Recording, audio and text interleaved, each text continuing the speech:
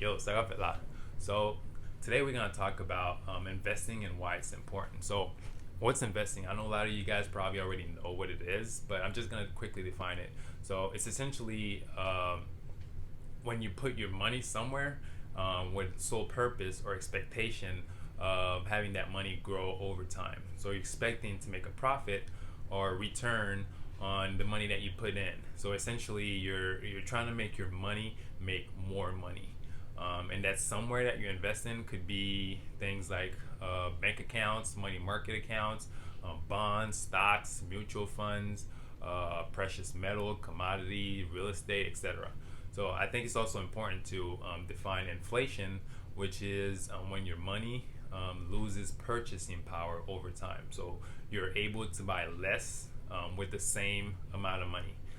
For example, I remember I used to go to Burger King like 5 years ago and get a Whopper Junior for like $1.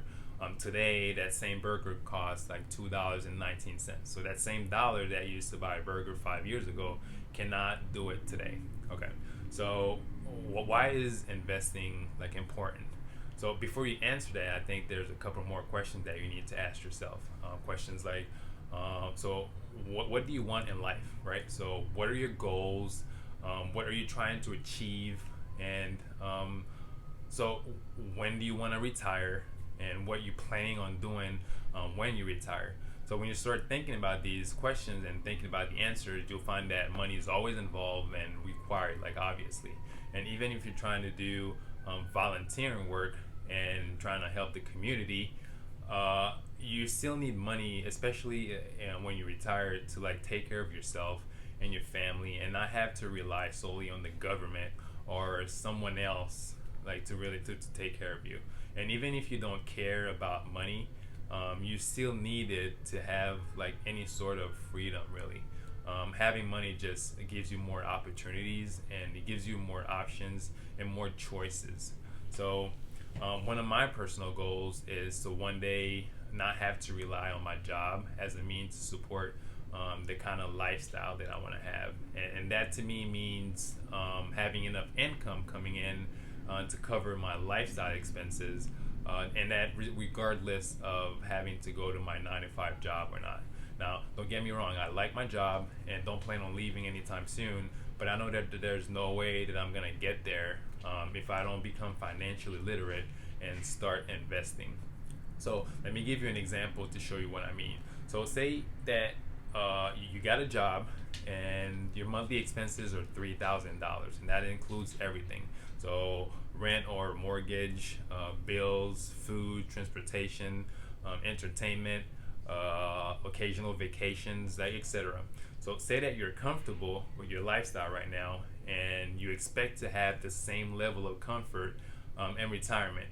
So not accounting for inflation, you'll be spending like $3,000 like in retirement. So over the course of a year, that's $36,000 that you'll be spending every year that you're alive in retirement. So say that you retire at 65 and you end up dying at 85. So that's 20 years. So that gives you a total of $720,000 that you'll need to have in order to have that same lifestyle that you have today. And again, that's not accounting for inflation or taxes or anything like that. Now, say that you're 25, and so to be able to reach that $720,000 goal by the time you're 65, just using basic math, you need to save $1,500 every month, and you'll need to do that for 40 years, right? So if you're 30 right now, then you need to save more. And I don't really know a lot of people that can do that, because that's a lot of money.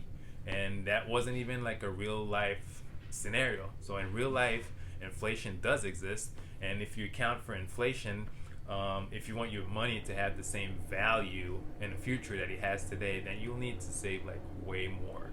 And when you start putting things in like other life expenses like a wedding or a house or kids and college tuitions and medical expenses for your family, then all these things make saving even harder. So getting to that 1,500 or more, it starts to be like increasingly more difficult. But there's a better way, right? And that's investing. So using that same scenario as before, so say that you invest in something that gives you a return, or that pays you 6% interest annually, right? So that reduces the amount that you have to save to $366 every month, which is drastically less than before. And that's of course if you do that for 40 years, right? And so and that's because of the power of compounding interest. So the money that you invest, it makes interest, and that total makes interest the next year, and that new total makes interest, and it keeps doing the same. It keeps doing that over and over. So your money makes more money, and it keeps growing faster over time.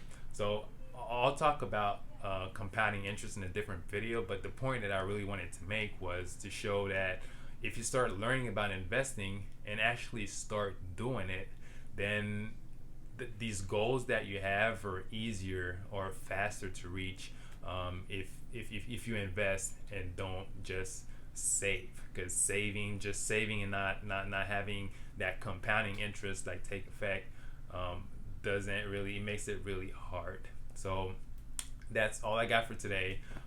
Leave your thoughts and your comments below, and I hope you guys tune in for the next one. Thank you for watching. Peace.